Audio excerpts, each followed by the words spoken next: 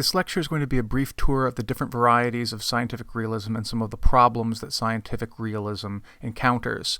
So I should probably start off by trying to give you a sense of what I mean by scientific realism. And I want to sort of get there by asking a question. What is it that science is ultimately trying to describe?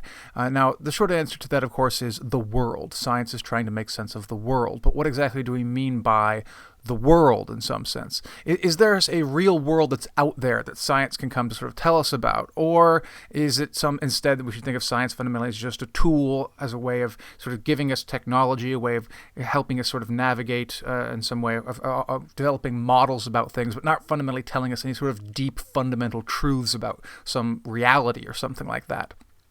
In the terms of Plato, does nature have joints, and can science carve nature at the joints?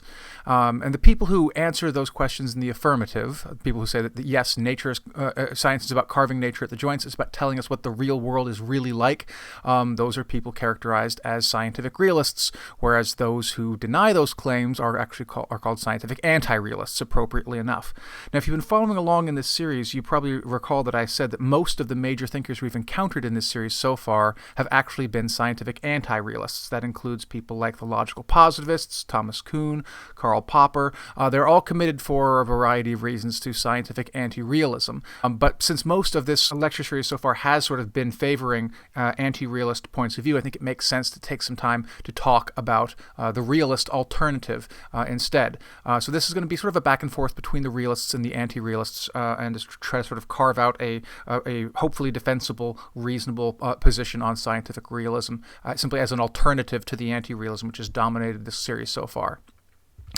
So science, again, is obviously trying to make sense of observable things. There's no debate around that. When you're talking about something you can see right in front of you, like whether or not the patient has a tumor, that's the kind of thing, I think, where there is no real debate when it comes to the realists and the anti-realists. Obviously, either you have a tumor or you don't have a tumor, and scientific tools can tell us that. There's no anti-realist position on the question of whether or not you have a tumor in your lungs or in your body. The debate really surrounds around unobservable entities, the things that we can't actually sort of see with our eyes and ears, either directly or even in some sort of a mediated fashion by using something like a telescope. As we'll see, that's actually an area in which there is some debate between realists and anti-realists. So again, the realist position is to say that we actually can know things and talk meaningfully about the world, not just the observable things, but the unobservable things too, the things that fall outside of our sort of natural ability to perceive. And I think as a result of taking this position, I think there's two key premises that most realists have to hold on to, and this is a distinction that I'm stealing from the philosopher of science Jeffrey Kasser. Kasser says that realism has to combine, first off, metaphysical modesty. That is to say, the idea that the world exists, it's out there, and it's independent of our thoughts or perceptions or feelings about it. The world is there. It does not depend on being perceived in any particular way. Then you combine that with the second part of epistemic immodesty. That is to say that we can come to know the world more or less accurately. Obviously, we don't have to say that we can know every single detail about the world. That probably is beyond us.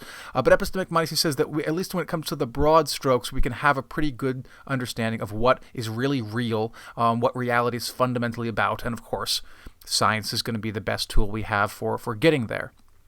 Now, these common sense ideas, actually, I think most people probably are attracted to both of these ideas, but they are in some ways in tension with one another. The greater the degree to which we say that the world is independent of our own thoughts, then the more pessimistic we should be about the prospect that our thoughts can actually grasp it. If the world did depend on the way we saw it, that is to say, if metaphysical modesty was false, it would be easier to be epistemically immodest, because if the world depends on our thoughts, then our thoughts are naturally going to be deeply entwined with the way the world is. But when you put these two views together, so you have a good call for pessimism, that we're ever really going to know what the world is like independent of our thoughts about it. So I want to start off by talking about metaphysical modesty. One strategy that a scientific anti-realist can do is simply sort of reject the idea that the world exists in any meaningful sense independent of our point of view. One person who I've talked about at some length that holds this view is Thomas Kuhn. Kuhn and most of the people that sort of followed in his footsteps tend to take this strategy. They tend to reject the idea that there's any meaningful way we can talk about the real world that's independent of any particular scientific paradigm. And again, this doesn't mean that the world is somehow totally a pure social construction or something like that. But it does mean that it's impossible to talk in any sort of deep sense about what that world is like without making reference to some kind of scientific paradigm. And of course, paradigms change over time. Kuhn, especially sort of the radical Kuhnian position, says that when the paradigm changes, the world changes. And that's really about as metaphysically immodest as you can possibly get. The logical positivists, by contrast, they rejected talk about the real world because they thought it was sort of meaningless. They thought, look, there's the world that we observe, that we can talk about, the world that we see, but anything beyond the world that we see is fundamentally meaningless. We're not supposed to go beyond the evidence, the positivists say. What science commands of us is that we never go beyond the actual evidence. Now, this creates problems for sort of a standard distinction, a distinction which was in the forefront of the minds of most of the logical positivists, and that was the distinction between observable entities and theoretical entities. So it makes sense to sort of unpack these two for a little bit. Now, an awful lot of science is not about things that we can see in any sort of direct fashion. We either need to sort of amplify our perception using tools like a telescope or a microscope, for example, or we have to sort of make inferences about things that we can't see or simply haven't been able to see based on what we do see. And of course, even the sort of high-end scientific tools do still have their limitations. There are all sorts of things that we still can't see that we would like to see, and this is part of the reason why we refine our scientific instrumentation to try to get better and better at perceiving and measuring things that are either really, really small or really, really large or really, really far away. In the instance, starting with the really, really small, you can think about like electrons and quarks and neutrinos and other subatomic particles. Those things are so small that it will be impossible for human beings to ever see them in the literal direct sense. They're smaller than the wavelength of light, which is what we use to see with our eyes. They're smaller than the nerve cells in our fingertips, which is what we use to feel when we touch. So because they're so small, we cannot see them directly. In as much as we see them at all, we have to see them by mediating them through some particular kind of scientific instrumentation. Other sorts of things are not necessarily too small per se, but they might just be invisible or insensible in some ways. You can think here about radio waves or dark matter or gravity wells. These are all things which are out there in a sense, but we don't see them directly. We infer their existence based on other things that we do see. Another problematic class of things that we talk about are so-called scattered objects. You can think, for example, here about a species. No one ever sees a species. They might see a particular organism within a species, but you never see the species as a whole. That's something that is scattered through, hundreds of thousands, millions, billions even of species around the planet, and you never actually get a chance to sort of see the whole thing as a whole. And even if you did see every single individual organism, all you would be seeing is the existing members of the species. You wouldn't be seeing the species as such. Solar system is another example of a scattered object. You never really sort of see the solar system as a whole. You can see this planet and that planet, but you never sort of see the entire thing. The entire thing is sort of pieced together intellectually from sort of this photograph and this measurement. It's never something you observe directly. Now, a word for these sort of unobservable objects is theoretical entities. It's really hard to know how to make sense of them in the context of scientific realism versus scientific anti-realism. And probably so the best place to start is by going back to the logical positivists again.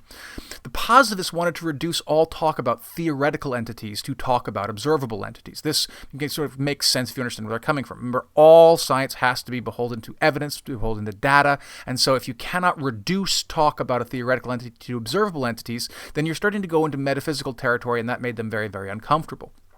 So if you take a sentence like, the tower is broadcasting radio waves, That sentence means, according to the positivists, nothing more than if we turn on a radio in range, then we will hear the broadcast.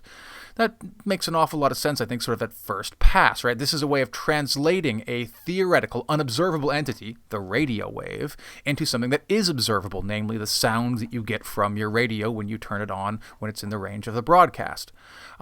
This seems pretty straightforward, but there's going to be complications, which I'll turn to in just a second. But for now, what the positivists want to stress is that if you cannot reduce a theoretical entity in this way, then you should probably do away with the way of talking about it at all.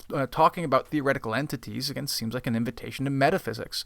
If I can sort of bring up here a famous idea from Bertrand Russell, who brought up the 5-minute hypothesis, who said that, how do you know that the universe wasn't created just 5 minutes ago with the appearance of old age? All your memories were created intact, all, sorts of rocks and dendrochronology and so forth, all create the illusion that's older than 5 minutes, but that's only because the universe was created that way. The positivist response to Russell's proposal here is to say it's not, the 5-minute hypothesis isn't false. It is perfectly compatible with every piece of evidence that we have, but precisely because it's compatible with any possible piece of evidence, it is meaningless. It doesn't tie in any way to anything that we can observe. So we should dismiss the 5-minute hypothesis not as false, but as meaningless. And likewise, theoretical entities that cannot be tied down to actual observations and observable entities should be done away with.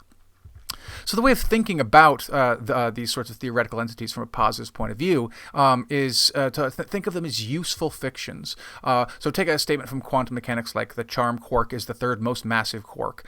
That seems like a reasonable enough, straightforward statement for someone who doesn't know a whole lot about quarks necessarily. It seems like there's a ranking of the size of the various quarks, but we don't have to actually commit ourselves to the idea that quarks are some sort of metaphysically real entity, that they're actually out there. Again, to use another example from Jeffrey Kasser here, we can say that the average U.S. family has 2.5 kids without thinking that there is any such thing as the average family out there. It's a way of talking about the world that gives us a shorthand for it. It's a way of tying in, it's a way of not having to walk through the incredibly complicated, arduous process of explaining exactly what the full bore detail reality is, by just giving us a sort of a simple mathematical average, a way of sort of explaining things. So yes, the average U.S. family has 2.5 kids is true, even though there's no such thing, of course, as 2.5 kids. And all kids either are in whole denominations, as it were.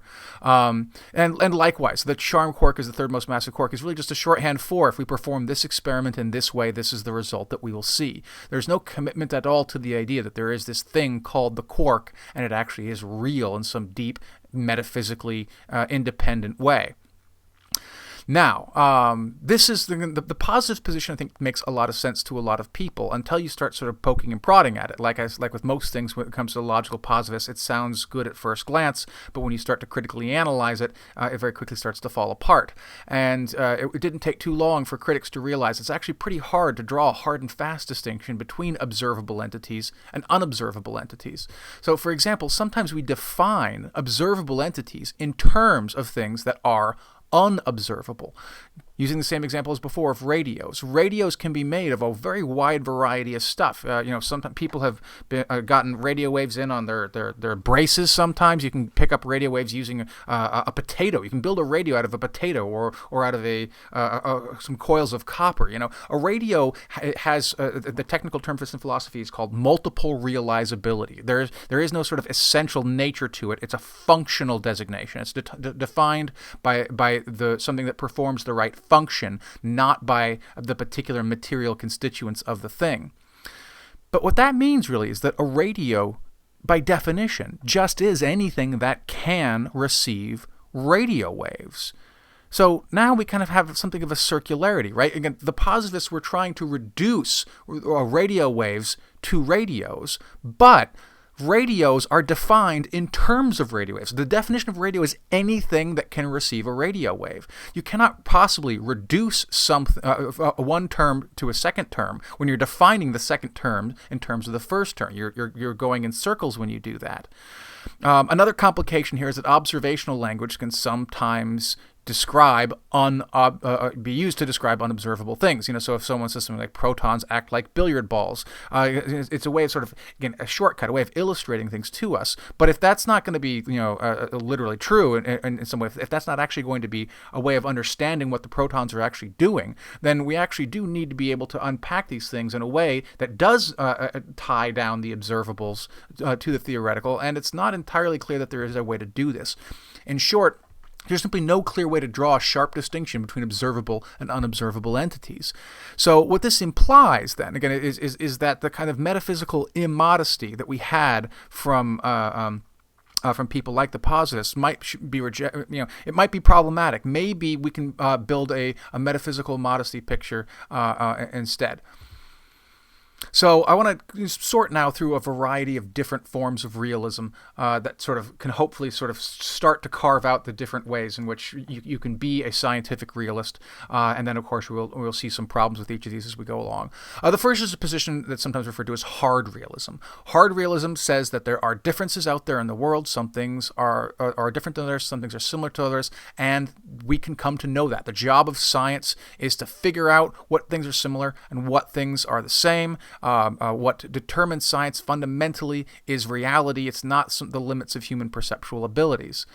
There is a single way that the world is, and the science's goal is to get that right. So there's none of this sort of variability based on paradigm or perspective, no sort of social constructivism here. Hard realism just says the world is out there, there's only one of them, there's only one way that it is, and science is trying to describe it. Another way of making sense of hard realism is to say that the purpose of science is to discover natural kinds.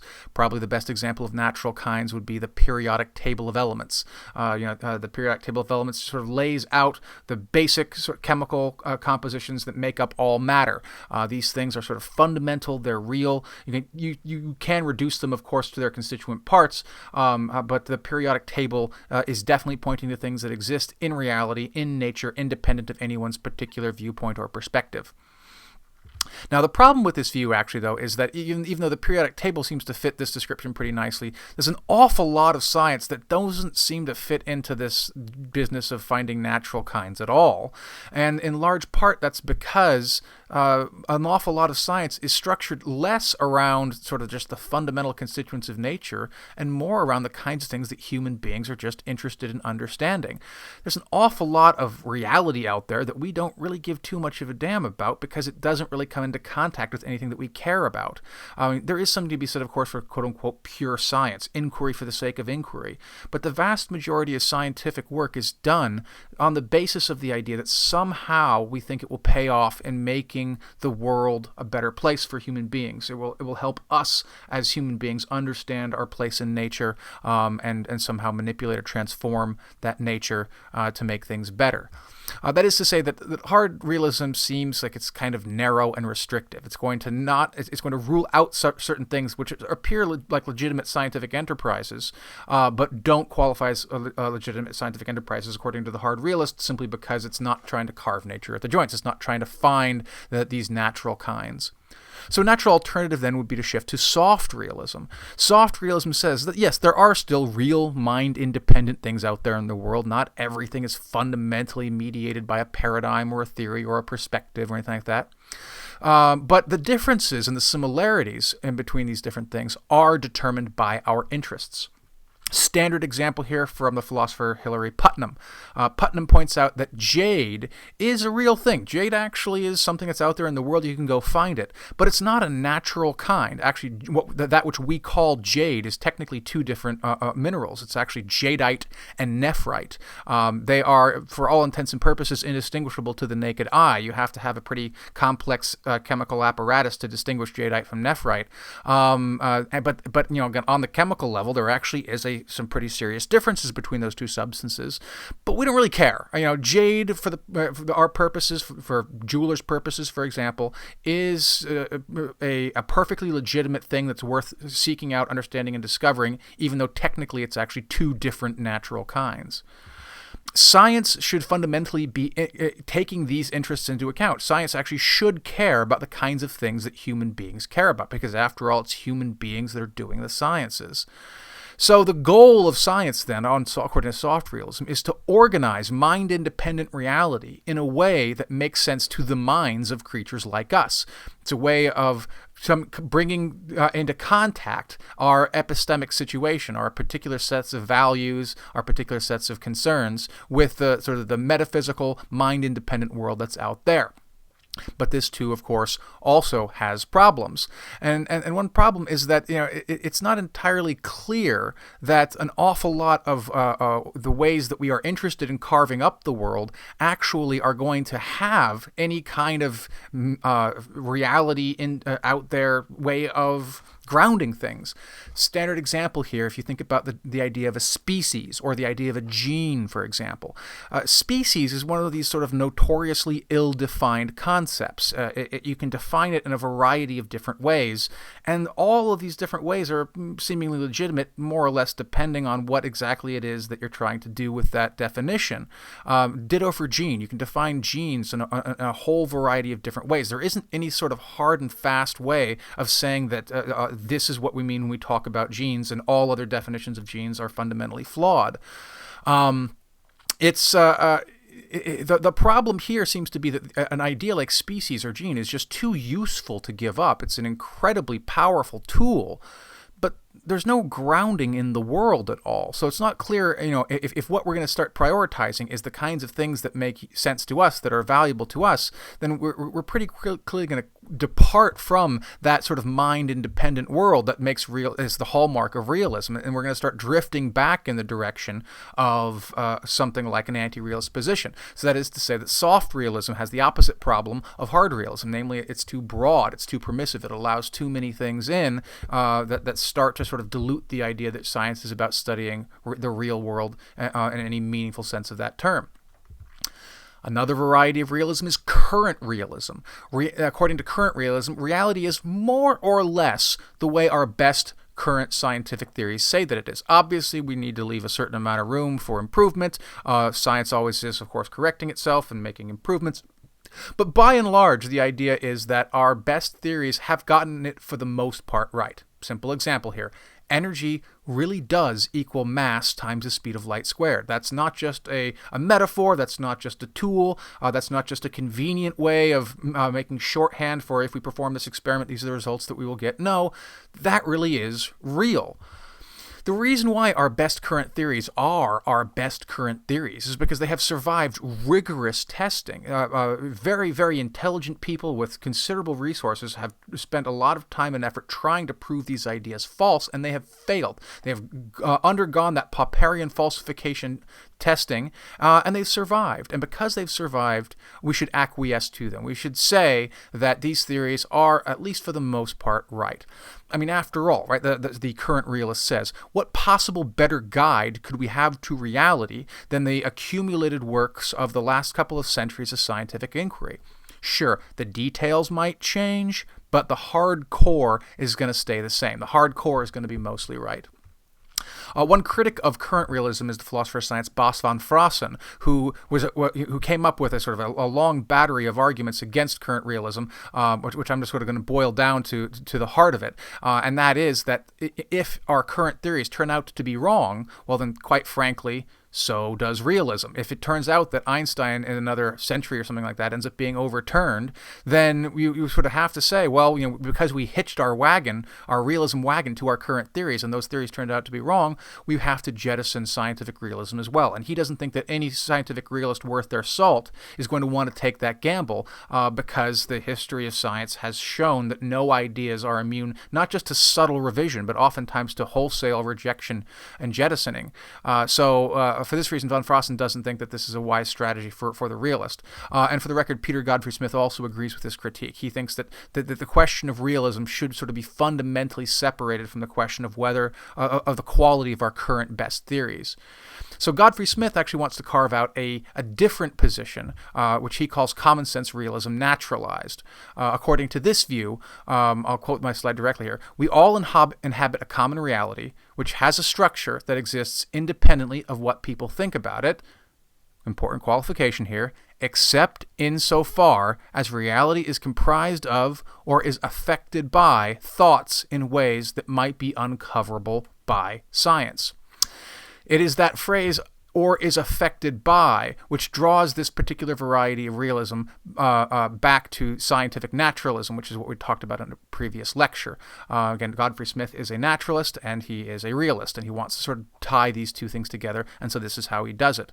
By bringing in this important qualification, this except insofar as clause, it allows science to be revised in light of our understanding of the relationship between mind and nature. This is obviously going to be essential for something like cognitive science, for example, or neuroscience. Again, the studying of the human mind is the part of the job of science, and we're going to have to make sure that there's room for these kinds of revisions when we sort of start to paint our overall understanding of what the world is like.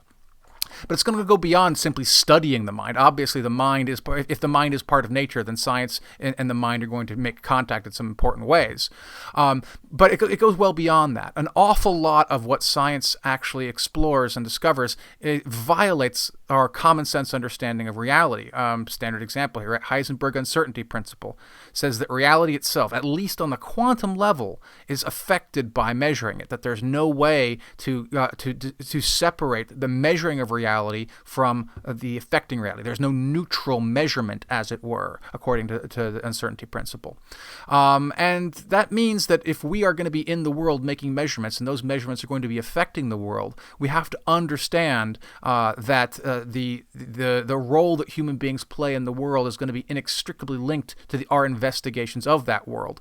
Our science cannot be neutral to the presence of humanity, not just in something like neuroscience or cognitive science, but at any place in the world, because it is always going to be human beings that are doing the science. So again, like I say, Godfrey-Smith endorses this kind of scientific realism, this common sense realism, naturalized. Another way he puts it is, one aim of science is to give us accurate descriptions of what reality is really like, including the unobservable parts. Again, it's that unobservable parts that makes him fundamentally a scientific realist. Now, it's important to note here, Godfrey-Smith stresses that this is only one of the aims of science. It's not the only aim of science. There's other legitimate aims of science, according to him. For example, developing useful technologies, medical advancements, for example, or GPS. These are perfectly legitimate aims of science as well. He's not trying to say that science is some sort of intellectually pure endeavor that's just about trying to discover what reality is fundamentally like. But discovering what reality is fundamentally like is one of the aims of science. And it's also important to note here that, again, this isn't just sort of a in principle sort of claim. Realism it has to sort of hold that it's going to be the case that sometimes science gets reality right. It actually does, at least, here and there. Maybe not often, perhaps, but at least some of the time it tells us the truth about reality. Now, of course, how often it has to tell the truth about reality in order to still qualify as realism is something that Godfrey-Smith doesn't really seem to expand on, in my opinion. And it's sort of understandable why, right? Because it's hard to really make that call in advance. It's hard to know for sure how often our theories are going to get it right, because we don't really have any kind of independent perspective. Again, this is the lesson of Thomas Kuhn, right? We're always situated in a paradigm, and even if we don't follow Kuhn down that rabbit hole of saying that reality itself is paradigm dependent, it is always going to color our perception of how accurate or inaccurate our scientific theories are. So a certain amount of humility here seems called for.